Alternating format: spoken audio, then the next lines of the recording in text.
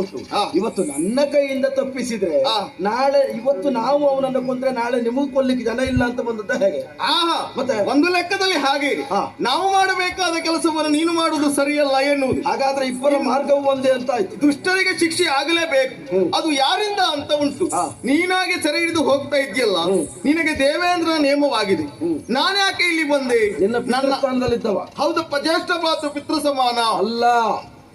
ನಿನ್ನ ಅಣ್ಣ ಧರ್ಮರಾಯ ನಿನಗೆ ಪಿತೃಸ್ಥಾನದಲ್ಲಿರಬಹುದು. ನಿಜವಾಗಿ ಪಿತೃಸ್ಥಾನದಲ್ಲಿದ್ದವ ದೇವೇಂದ್ರ. ನನಗೆ ನಿನ್ನ ಪಿತೃಸ್ಥಾನದಲ್ಲಿದ್ದವನ ಆಜ್ಞೆ ಆದ್ದರಿಂದ ಅವನ ಮಾತನ್ನು ನೀವು ಒಪ್ಪಬೇಕು ಅಂತ.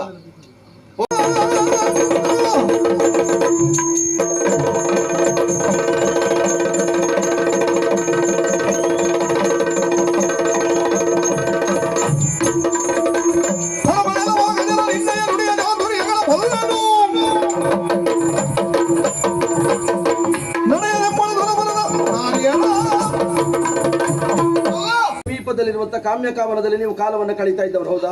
ಇವತ್ತಿನವರೆಗೆ ನೀವು ದ್ವೈತವನಕ್ಕೆ ಪ್ರವೇಶ ಮಾಡಿದ್ದುಂಟಾ? ಹಾಗಾದ್ರೆ ನೀವು ಬಂದದ್ದು ತಪ್ಪಲ್ವಾ? ಅವ ಬಂದ್ರು ನಮ್ಮ ಮನೆ ವಿಚಾರ. ನಿಮ್ಮ ಮನೆ ಅವ ಘೋಷ ಯಾತ್ರೆಗೆ ಬಂದದ್ದು. ಹೌದು, ಪ್ರವೇಶಿಸಿದ್ದು ದ್ವೈತವನಕ್ಕೆ. ಸರಿ. ನಮ್ಮ ರಕ್ಷಣೆಯಲ್ಲಿರುವಂತಹ ಸರೋವರಕ್ಕೆ ಹಿಡಿದ ಕಾಲಕ್ಕೆ, ನಮ್ಮವರನ್ನ ಬಡಿದಟ್ಟಿದ್ದ ಕಾಲಕ್ಕೆ, ಋಷಿ ಮನೀಷಿಗಳಿಗೆ ಉಪದ್ರವನ್ನ ಕೊಟ್ಟ ಕಾಲಕ್ಕೆ ಕೇಳಬೇಕಾದಂತಹ ಹೊಣೆಗಾರಿಕೆ ನನಗುಂಟು. ಆದ್ದರಿಂದ ಕೇಳಿದ್ದೇನೆ. ಕೇಳದೇ ಇದ್ದ ಕಾಲದಲ್ಲಿ ಅವನ ರಟ್ಟೆ ಕಟ್ಟಿದ್ದೇನೆ, ಎಳ್ಕೊಂಡು ಹೋಗ್ತಾ ಇದ್ದೇನೆ. ಆಕ್ಷೇಪಿಸುವುದಕ್ಕೆ ನಿನಗೇನುಂಟು? ಆಕ್ಷೇಪಿಸ್ತೇನೆ, ಯಾಕೆ ಬಲ್ಲೆಯ? ಹುಲಿಗನ್ನ ಮುರಿದಲು ಪಶುಗಳ ಸಂಕುಲಕ್ಕೆ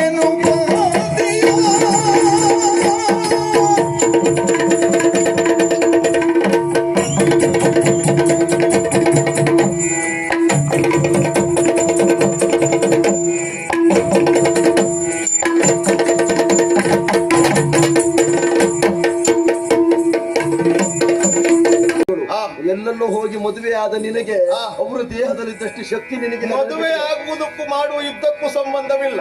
ಬಿಟ್ಟು ಕೊಡ್ತಾರೆ ಇಲ್ಲ, ಅವನನ್ನು ಬಿಟ್ಟು ಕೊಡ್ತಿಲ್ವ ಕೇಳುದು? ಮದುವೆ ಆಗುವುದಕ್ಕೂ ದೇಹಕ್ಕೂ ಸಂಬಂಧ ಇಲ್ಲ ಅಂತ ಈಗ ಮಾಡುವ ಯುದ್ಧಕ್ಕೆ ನಾ ಹೇಳಿ.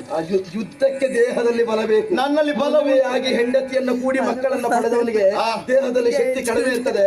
ಬ್ರಹ್ಮಚಾರಿಯಾದವನಿಗೆ ನನ್ನಲ್ಲಿ ಯುದ್ಧ ಮಾಡಬೇಕು ಶಕ್ತಿ.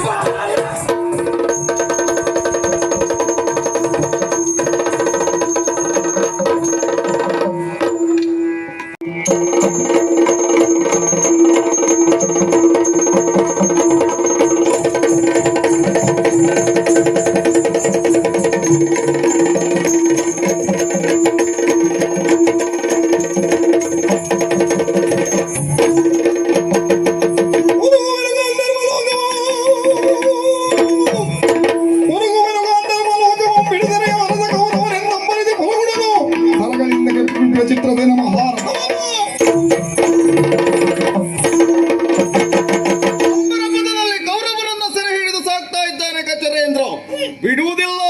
ಬಾಣಗಳ ಸುರಿಮಳೆಯನ್ನು ಸುರಿಸುವುದರ ಮುಖ್ಯವಾಗಿ ಅವನಿಗೆ ಅಡ್ಡ ಹಾಕ್ತದೆ.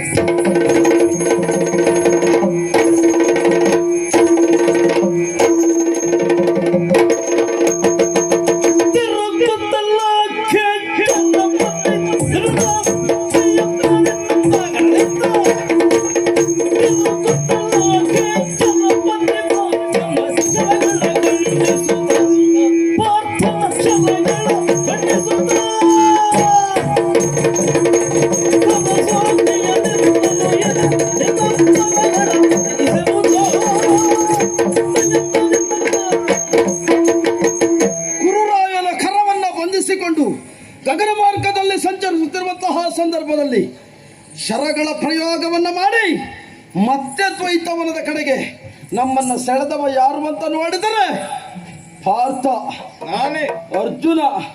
ನಿನ್ನ ಕಾರ್ಯ ಉಳಿದವರು ಮೆಚ್ಚುವ ಹಾಗಿರಬೇಕಿತ್ತು.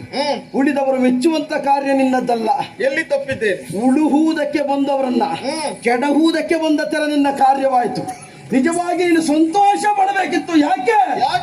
ಹುಲಿಗನ್ನ ಮುರಿದಲು ಪಶುಗಳ ಸಂಕುಲಕ್ಕೆ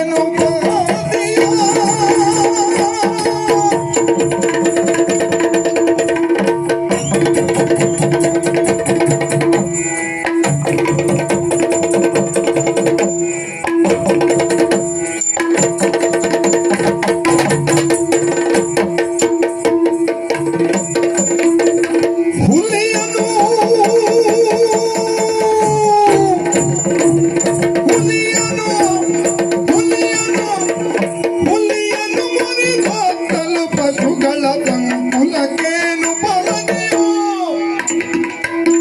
ಪಶುಗಳ ಸಂಕುಲಕ್ಕೆ ನುಗ್ಗುವುದಿಲ್ಲ.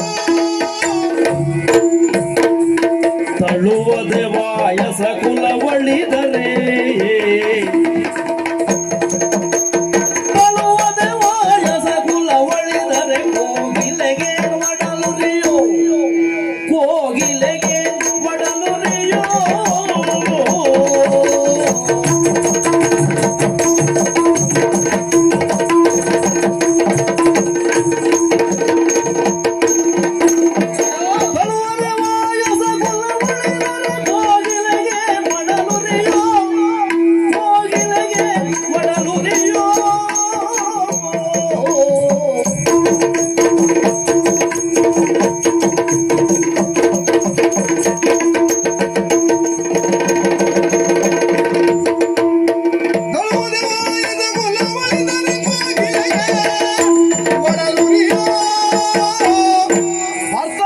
ನಾನು ಎಲ್ಲಿ ತಪ್ಪಿದ್ದೀನಂತ ಹೇಳಬೇಕು. ಆಶ್ಚರ್ಯ ಆಯ್ತು ನನಗೆ. ಯಾಕೆ?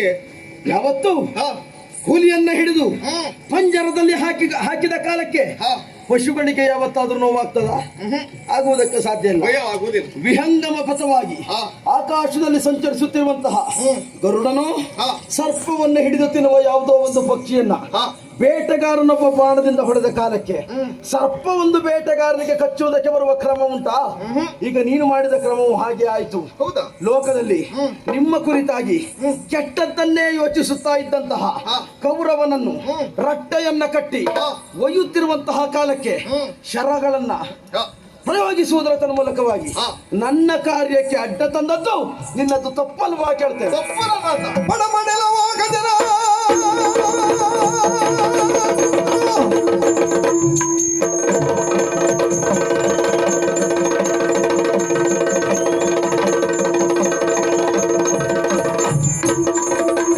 ಬಡಮಡಲವಾಗದರ ನಿನ್ನಯ ನುಡಿಯ ಚಾತುರ್ಯಗಳ ಬಲ್ಲನು.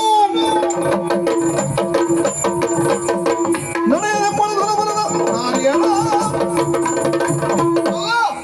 ಒಳ್ಳೆಯ ಮಾತನ್ನೇ ಆಡಿದೀಯ ನೀನು. ಆದ್ರೆ ಪಶುಗಳಿಗೆ ಯಾಕೆ ಭಯ ಎನ್ನುವುದಾಗಿ ಹುಲಿಯನ್ನ ಸರ ಹಿಡಿದ್ರೆ ಪಶುಗಳಿಗೆ ಭಯವಾಗುವುದಿಲ್ಲ.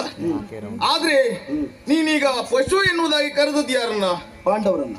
ಪಾಂಡವರು ನಿನ್ನೆದ್ರೆ ಪಶುವಾಗಿ ಕಾಣಿಸಿಕೊಳ್ತಾ ಇದ್ದಾರಾ? ಗೋವುಗಳು ಅಂತ ಹೇಳಿದ್ರೆ ಪರೋಪಕಾರಿ ಅಂತ ತಿಳಿದವ. ಹಾ ಚತುರ್ದಶ ಭುವನ ಪ್ರತೀಕವಾದಂತ ಪ್ರಾಣಿ ಯಾವ್ದು ಕೇಳಿದ್ರೆ ಅದು ಗೋವು. ಹೌದು. ಏನು ಪಾಂಡವರನ್ನ ಗೋವಿಗೆ ಹೋಲಿಸಿದ್ರೆ ಬೇಸರ ಆಗ್ತದೆ ನನಗೆ. ಹಾಗಲ್ಲ, ಕೃಷ್ಣನೇ ಪಾಂಡವರನ್ನ ಗೋವುಗಳಿಗೆ ಹೋಲಿಸಿದ್ದಾನೆ. ಹೌದಪ್ಪ. ಏನು ಅರ್ಜುನದ್ದು ಆಕ್ಷೇಪವ? ಆ ರೀತಿ ಆಕ್ಷೇಪ ಅಲ್ಲ. ಮತ್ತೆ? ಈಗ ಉದಾಹರಣೆ ಕೊಟ್ಟದ್ದು ಹುಲಿಗಲ್ವಾ? ಹೌದು ಹುಲಿ ಎದುರು ನಾವು ಪಶು ಎನ್ನುವುದಾಗಿ ನೀನು ಉದಾಹರಣೆ ಕೊಟ್ಟಿದ್ದು. ಹೌದು. ಕೌರವ ಹುಲಿ ಆಗಿರ್ಬಹುದು ನಿನ್ನ ಪ್ರಕಾರದಲ್ಲಿ. ಮನಸ್ಥಿತಿಯಲ್ಲಿ ಹೇಳಿದ್ದು. ನಾವು ಪಶುಗಳಲ್ಲ. ಮತ್ತೆ ಹುಲಿಗೆ ಹುಲಿಯಾಗಿ ಎದುರುಗೊಳ್ತೇವೆ. ಆದ್ರೂ ಹೇಳಿದೆಯಲ್ಲ, ಕೌರವರನ್ನ ಸೆರೆ ಹಿಡಿದ್ರೆ ನಿಮಗೇನು ತೊಂದರೆ ಎನ್ನುವುದಾಗಿ. ಮೈ ಮೇಲೆ ಬಿದ್ದವನನ್ನ ವಿರೋಧಿಸುವ ಕಾಲಕ್ಕೆ ಪ್ರತಿಯೊಬ್ಬನು ಹುಲಿಯಾಗ್ತಾನೆ. ಹಾ. ನಾನು ಹೇಳಿದ್ದು ಮನಸ್ಥಿತಿಗೆ ಸಂಬಂಧಪಟ್ಟು ಮಾಡಿದ್ದು. ಇರ್ಲಿ ಬಿಡು. ಹಾ. ಆದ್ರೆ ಹಾ. ಕೌರವರನ್ನ ನೀನು ಸೆರೆ ಹಿಡಿಯುತ್ತಾ ಹೋಗುವಂತ ಸಂದರ್ಭದಲ್ಲಿ ಹಾ. ಯಾಕೆ ತಡೆದೆ ಬಲ್ಲೆಯ? ಯಾಕೆ? ಕೌರವ ನಮಗೆ ಯಾರು? ನಮಗೆ ಅಣ್ಣ. ಜೊತೆಯಲ್ಲಿ ನಮ್ಮ ಮನೆಯವ. ನಾವು ಏನು ಬೇಕಾದ್ರೂ ಹೊಂದಾಣಿಕೆಯನ್ನು ಮಾಡಿಕೊಳ್ತೇವೆ. ಇದು ನಿಮ್ಮ ಹೊಂದಾಣಿಕೆ. ನಾವು ಮುಂದೆ ಮಾಡಿಕೊಳ್ತೇವೆ. ಮೂರನೇ ವ್ಯಕ್ತಿಯಾಗಿರುವವ ನೀನು. ಹಾ. ನನಗೂ ನಿನಗೂ ಪರಿಚಯ ಹೊಸತೇನಲ್ಲ. ಹಾ. ಈಗಾಗಲೇ ನಾವು ಪರಿಚಯಸ್ತೇವೆ. ಆದ್ರೆ ನಿನ್ನಲ್ಲಿ ನಾನು ಕೇಳಿಕೊಂಡಿದ್ನ ಕೌರವನನ್ನ ಸೆರೆ ಹಿಡಿದು ಕೊಡು ಎನ್ನುವುದಾಗಿ ಯಾವುದೇ ರೀತಿಯಲ್ಲಿ ಕೇಳಿಕೊಂಡವನಲ್ಲ. ಕೌರವರೊಂದಿಗೆ ನಾವು ಹೋರಾಟ ಮಾಡ್ತೇವೆ ಯಾಕೆ ಬಲ್ಲೆಯ? ಈಗಾಗಲೇ ನಾವು ಪಂಥಾಹ್ವಾನ ಮಾಡಿದ್ದೇವೆ. ಕಾಡಿನಲ್ಲಿ ನೀವಿದ್ದ ಸ್ಥಳ ಯಾವುದು? ಇದು ದೈತ್ಯವನ. ದ್ವೈತವನ ಸಮೀಪದಲ್ಲಿರುವಂತಹ ಕಾಮ್ಯಕಾವನದಲ್ಲಿ ನೀವು ಕಾಲವನ್ನು ಕಳೀತಾ ಇದ್ದವರು, ಹೌದಾ? ಹೌದು. ಇವತ್ತಿನವರೆಗೆ ನೀವು ದ್ವೈತವನಕ್ಕೆ ಪ್ರವೇಶ ಮಾಡಿದ್ದುಂಟಾ? ಹಾಗಾದ್ರೆ ನೀವು ಬಂದದ್ದು ತಪ್ಪಲ್ವಾ? ಅವ ಬಂದ್ರು ನಮ್ಮ ಮನೆ ವಿಚಾರ. ನಿಮ್ಮ ಮನೆ ಅವ ಘೋಷ ಯಾತ್ರೆಗೆ ಬಂದದ್ದು. ಹೌದು. ಪ್ರವೇಶಿಸಿದ್ದು ದ್ವೈತವನಕ್ಕೆ. ಸರಿ. ನಮ್ಮ ರಕ್ಷಣೆಯಲ್ಲಿರುವಂತಹ ಸರೋವರಕ್ಕೆ ಹಿಡಿದ ಕಾಲಕ್ಕೆ, ಹಾ. ನಮ್ಮವರನ್ನ ಬಡಿದಟ್ಟಿದ್ದ ಕಾಲಕ್ಕೆ, ಋಷಿ ಮನೀಷಿಗಳಿಗೆ ಉಪದ್ರವನ್ನ ಕೊಟ್ಟ ಕಾಲಕ್ಕೆ ಹಾ. ಕೇಳಬೇಕಾದಂತ ಹೊಣೆಗಾರಿಕೆ ನನಗುಂಟು. ಆದ್ದರಿಂದ ಕೇಳಿದ್ದೇನೆ. ಕೇಳದೇ ಇದ್ದ ಕಾಲದಲ್ಲಿ ಅವನ ರಟ್ಟೆ ಕಟ್ಟಿದ್ದೇನೆ, ಎಳ್ಕೊಂಡು ಹೋಗ್ತಾ ಇದ್ದೇನೆ. ಆಕ್ಷೇಪಿಸುವುದಕ್ಕೆ ನಿನಗೇನುಂಟು? ಆಕ್ಷೇಪಿಸ್ತೇನೆ ಯಾಕೆ ಬಲ್ಲೆಯ? ಹಾ. ನಾವು ಕೌರವನ ಪಕ್ಷಪಾತಿಯಾಗಿ ಬಂದೀಗ ಆಕ್ಷೇಪಿಸ್ತಾ ಇದ್ದೇನೆ. ಕೌರವನನ್ನ ನೀನು ಬಿಟ್ಟು ಕೊಡಬೇಕು. ಬಿಟ್ಟು ಕೊಡದೇ ಇದ್ರೆ ಪ್ರಕರಣ ಮುಂದೆ ಹೋಗ್ತದೆ. ಎಲ್ಲಿವರೆಗೆ ಕೇಳು. ಹಿಂದೆ ಹಾ. ನಮ್ಮವನೇ ಆಗಿರುವಂತ ಚಿತ್ರಾಂಗನನ್ನ ಹಾ. ನೀನು ಕೊಲ್ಲುವುದಕ್ಕೆ ಮುಂದಾದವ. ಹಾ. ಕ್ರೋಧಗೊಂಡಂತ ಭೀಷ್ಮಾಚಾರ್ಯರು ನೀವಿರುವಂತ ಗಂಧರ್ವ ಲೋಕಕ್ಕೆ ಬಾಣ ಪ್ರಯೋಗವನ್ನು ಮಾಡುವುದಕ್ಕೆ ಮುಂದಾದ್ರು. ಬೃಹಸ್ಪತಿಗಳು ಬಂದು ಸಂಧಾನವನ್ನ ಮಾಡಿದ್ರು. ಆದ್ರೆ ಇಂದು ಭೀಷ್ಮಾಚಾರ್ಯರಿಲ್ಲ, ಇರುವುದು ಅರ್ಜುನ. ನಿಮ್ಮ ಲೋಕವನ್ನೇ ಸುಟ್ಟು ಹರಿದ್ದೇನೆ. ಮುತ್ತು ಉಪ್ಪಿದರೆ ಮತ್ತಲೇ ಆಗುವುದಿಲ್ಲ. ಭೀಷ್ಮಾಚಾರ್ಯರ ಯೋಗ್ಯತೆ ಅದೇ ವಂಶದಲ್ಲಿ ಹುಟ್ಟಿದಂತ ಅರ್ಜುನನಿಗೆ ಬರಬೇಕು ಅಂತಿಲ್ಲ. ಭೀಷ್ಮಾಚಾರ್ಯರು ಬ್ರಹ್ಮಚಾರಿಗಳು, ಜೊತೆಗೆ ದೇವವ್ರತ ನಾಮಕರಾದವರು. ಭೀಷ್ಮ ಎನ್ನುವಂತ ನೆಗಳತೆಯನ್ನ ಪಡೆದಂತ ಬಿರುದನ್ನ ಕೊಟ್ಟದ್ದು ದೇವತೆಗಳು ಎನ್ನುವಂತ ಕಲ್ಪನೆ ನಿನಗೆಲ್ಲಿ ಉಂಟು. ಅದಲ್ಲದೆ ಅವರು ಬ್ರಹ್ಮಚಾರಿಗಳು. ಎಲ್ಲೆಲ್ಲೋ ಹೋಗಿ ಮದುವೆ ಆದ ನಿನಗೆ ಅವರ ದೇಹದಲ್ಲಿದ್ದಷ್ಟು ಶಕ್ತಿ ನಿನಗೆ ಮದುವೆ ಆಗುವುದಕ್ಕೂ ಮಾಡುವ ಯುದ್ಧಕ್ಕೂ ಸಂಬಂಧವಿಲ್ಲ. ಬಿಟ್ಟು ಕೊಡ್ತಾರೆ. ಅವನನ್ನು ಬಿಟ್ಟು ಕೊಡ್ತಿಲ್ವ ಕೇಳುದು. ಮದುವೆ ಆಗುವುದಕ್ಕೂ ದೇಹಕ್ಕೂ ಸಂಬಂಧ ಇಲ್ಲ ಅಂತ ಈಗ ಮಾಡುವ ಯುದ್ಧಕ್ಕೆ ನಾ ಹೇಳಿ, ಯುದ್ಧಕ್ಕೆ ದೇಹದಲ್ಲಿ ಬಲ ಬೇಕು. ನನ್ನಲ್ಲಿ ಬಲವೇ ಆಗಿ ಹೆಂಡತಿಯನ್ನು ಕೂಡಿ ಮಕ್ಕಳನ್ನ ಪಡೆದವನಿಗೆ ದೇಹದಲ್ಲಿ ಶಕ್ತಿ ಕಡಿಮೆ ಇರ್ತದೆ. ಬ್ರಹ್ಮಚಾರಿಯಾದವನಿಗೆ ನನ್ನಲ್ಲಿ ಯುದ್ಧ ಮಾಡಬೇಕು ಶಕ್ತಿ.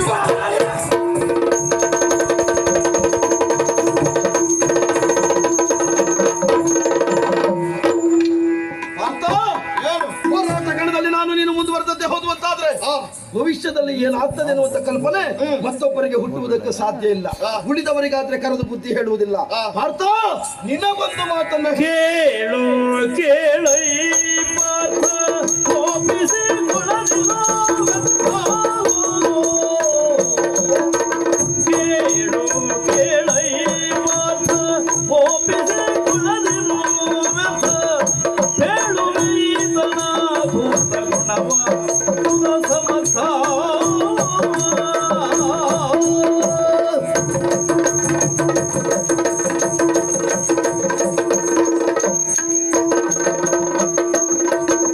ಮಠದಿ ಮಕ್ಕಳು ಹಿತವಾದರು,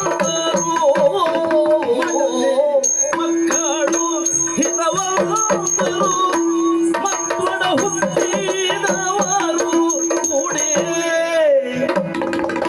ಬಿಡದಿ ಭಾಗ್ಯವ ಹೋರಲು ನಿಮಗಿದು ಒಡನೆಲ್ಲರೂ ಮಾತಾಡೇ.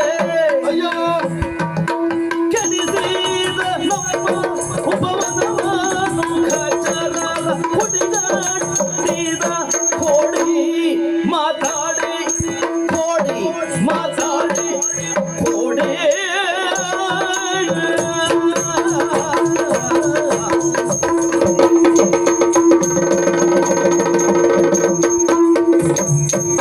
ಕೇಳು ಕೇಳೈ ಮಾತಾಡು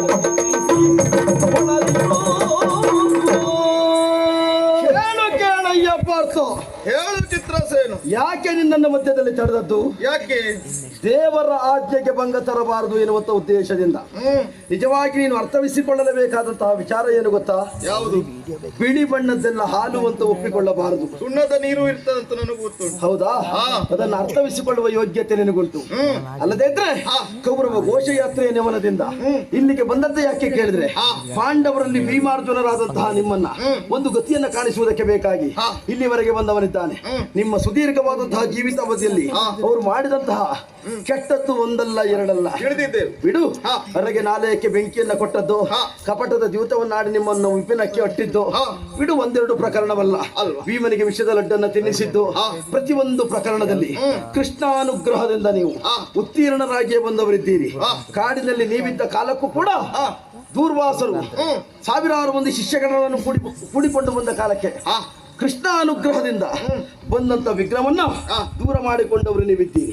ಜೊತೆಗೆ ಇನ್ನೊಂದು ಸಂದರ್ಭ, ಇಂದ್ರಕೀಲಕಕ್ಕೆ ಹೋಗಿ ಪರಶಿವನಿಂದ ಪಾಶುಪತದ ಮುದ್ರೆಯನ್ನ ಪಡೆದ ಮೇಲೆ ದೇವೇಂದ್ರನು ದೇವತೆಗಳೆಲ್ಲ ಒಟ್ಟಾಗಿ ಬಂದು ಐಂದ್ರವೋ ಸ್ಥೂರ್ಣ ವರ್ಣವೋ ಜೊತೆಗೆ ವರುಣನ ಪಾಶವೋ ಯಮನ ದಂಡವೋ ಅಸ್ತ್ರ ಸಮಸ್ತಗಳನ್ನ ನಿನಗೆ ದಾರ ಎರೆದ ಕಾಲಕ್ಕೆ ಮಾತಲಿ ಬಂದು ದೇವಲೋಕಕ್ಕೆ ಕರೆದುಕೊಂಡು ಹೋದಂತಹ ಸಂದರ್ಭದಲ್ಲಿ ಕಾಲಕೇಯನು ಮುಂತಾದವರನ್ನು ವಧಿಸುವ ಪ್ರಕರಣದಲ್ಲಿ ದೇವಲೋಕಕ್ಕೆ ಬಂದಾಗ ಊರ್ವಶಿಯಿಂದ ಶಾಪವನ್ನ ಪಡೆದವನೇನಿದ್ದೀಯ. ಆ ಕಾಲಕ್ಕೆ ನಿನ್ನನ್ನು ಸಮಾಧಾನ ಪಡಿಸಿ ವನವಾಸದಲ್ಲಿ ಮುಂದೆ ಬರುವಂತ ಅಜ್ಞಾತವಾಸವನ್ನ ಕಳೆಯುವುದಕ್ಕೆ ಬೇಕಾಗಿ ಇದು ದೇವಲೋಕದಿಂದ ನಿನಗೆ ಬಂದಂತಹ ಕೊಡುಗೆ. ಆ ಕಾಲದಲ್ಲಿ ನೀನು ದಲಿತನಾಗಬಾರದು ಅಂತ ಆದ್ರೆ ಶಾಪವಾದ್ರೂ ವರವಾಗ್ತದೆ. ವರ ನಿನ್ನ ಬದುಕಿಗೆ ಮಾಡಿದ್ದು ದೇವೇಂದ್ರ. ಅಂತಹ ದೇವೇಂದ್ರನ ಆಜ್ಞೆಯಾಗಿದೆ ಕೌರವನ ರಟ್ಟೆಯನ್ನ ಕಟ್ಟಿ ತರಬೇಕು ಅಂತ. ಯಾಕೆ ರಟ್ಟೆಯನ್ನ ಕಟ್ಟಿ ತರಬೇಕು ಕೇಳಿ, ಒಂದು ದ್ವೈತವನವನ್ನ ನಮ್ಮ ಅಪ್ಪಣೆ ಇಲ್ಲದೆ ಪ್ರವೇಶಿಸಿತು, ಇನ್ನೊಂದು ನಮ್ಮಲ್ಲಿದ್ದಂತಹ ಗಂಧರ್ವ ಸ್ತ್ರೀಯರನ್ನ ಬೆದರಿಸುವುದಕ್ಕೆ ಮುಂದಾದದ್ದು. ಋಷಿ ಮುನಿಗಳನ್ನ ಈಗಾಗಲೇ ಬೆದರಿಸುವುದರ ಮೂಲಕವಾಗಿ ಋಷಿ ಮುನಿಗಳು ನಿನ್ನ ಅಣ್ಣನಿಗೆ ಒಂದು ದೂರು ಕೊಟ್ಟಿದ್ದಾರೆ, ಅದು ನಿನಗೆ ಗೊತ್ತುಂಟಾ? ಬಂದದ್ದನ್ನು ನೋಡಿಕೊಳ್ಳೋಣ, ಕಾಲವೇ ಉತ್ತರಿಸಲಿ ಅಂತ ನಿನ್ನ ಅಣ್ಣ ಸುಮ್ಮನಿದ್ದ ಕಾಲಕ್ಕೆ ದೇವತೆಗಳಾದಂತ ನಾವು ಸುಮ್ಮನೆ ಇರುವುದಕ್ಕೆ ಬರುವುದಿಲ್ಲ ಎನ್ನುವ ಉದ್ದೇಶದಿಂದ ಅವನ ರಟ್ಟೆಯನ್ನ ಕಟ್ಟಿದವನಿದ್ದೇನೆ. ಬರುವಾಗ ಒಬ್ಬ ಮಾತ್ರ ಬಂದದ್ದಲ್ಲ, ಅವನ ಹೆಂಡತಿ, ಅವನ ಮಕ್ಕಳು, ಜೊತೆಗೆ ಅವನ ಸ್ನೇಹಿತರು ಯಾರು ಹಿತವಂತರಲ್ಲ. ಹೆಂಡತಿ ಬಂದು ಅಲ್ಲಿ ಬಂದು ನಿಮ್ಮಲ್ಲಿ ದೂರಿಕೊಂಡಿದ್ದಾಳೆ ಎನ್ನುವಂತ ಉದ್ದೇಶದಿಂದ ಅವನನ್ನು ಬಿಡಿಸುವುದಕ್ಕೆ ಬೇಕಾಗಿ ನೀನು ಬಂದಿಲ್ಲ. ಅವಳು ಹಿತವಂತಳಲ್ಲ, ಅವರು ತಮ್ಮಂದಿರು ಹಿತವಂತರಲ್ಲ, ಕುಟುಂಬದವರನ್ನ ಒಡಗೂಡಿಕೊಂಡು ಬಂದು ನಿಮ್ಮನ್ನ ಕೆಟ್ಟ ದಾರಿಯಿಂದ ಅಧೋಪತನದ ದಾರಿಗೆ ತಳ್ಳುವುದಕ್ಕೆ ಬೇಕಾಗಿ ಬಂದವರು. ಆದ್ದರಿಂದ ಅವ ಕೋಡಿ ಬೇಡದೆ ಹೋದ ಮಾತನ್ನಾಡಿ ನಮ್ಮನ್ನ ಹಾಳು ಮಾಡಿದ್ದಲ್ದೆ ನಿಮ್ಮನ್ನು ಮತ್ತಿಷ್ಟು ಹಾಳು ಮಾಡ್ತಾನೆ. ಅವನ ಸಹವಾಸ ನಿನಗೆ ಬೇಡ. ಇಷ್ಟಕ್ಕೆಲ್ಲ ನೀನು ಬಂದಿದ್ದು ದೇವೇಂದ್ರನ ಮೇಲೆ. ಇದು ನಾನಾಗಿಯೇ ಬಂದದ್ದಲ್ಲ, ಇದಕ್ಕೆ ದೇವೇಂದ್ರನ ಅಪ್ಪಣೆ ಉಂಟು. ದೇವೇಂದ್ರನ ಆಜ್ಞೆಯನ್ನು ಹೊತ್ತು ಬಂದವ ನಾನಿದ್ದೇನೆ. ದೇವ ಕಾರ್ಯಕ್ಕೆ ಮಾನುಷ ವರ್ಗದಲ್ಲಿ ಹುಟ್ಟಿದಂತಹ ನೀನು ನರಪಥವನ್ನ ತೋರಿ ದೇವ ಮಾರ್ಗದಲ್ಲಿ ಸಾಗಬೇಕು ಎನ್ನುವಂತಹ ಇಂದ್ರಕೀಲಕದ ಸಂದರ್ಭದಲ್ಲಿ ದೇವೇಂದ್ರಾದಿಗಳು ಬಂದು ಆಡಿದ್ದಾರೆ. ಈಗ ನರನಾಗಿ ನಾರಾಯಣನ ಪದವಿಯನ್ನ ಏರುವುದರ ಮೂಲಕವಾಗಿ ಇಂದ್ರಕೀಲಕದಲ್ಲಿ ಸ್ಪಷ್ಟವಾಗಿ ತಿಳಿಸಿದಂತೆ ನರನಾರಾಯಣರು ಪೃಥ್ವಿಯಲ್ಲಿ ಸಂಚರಿಸುವುದಕ್ಕೆ ಬೇಕಾಗಿ ಬಂದಿದ್ದಾರೆ ಎನ್ನುವ ವರ್ತಮಾನವನ್ನು ನೀನು ತಿಳಿದ ಮೇಲೆ ದೇವ ಮಾರ್ಗ ಅಡ್ಡಯಿಸುವುದು ಸರಿಯಲ್ಲ. ಬಿಟ್ಟು ಕೇಳು ಕಾಚರೇಂದ್ರ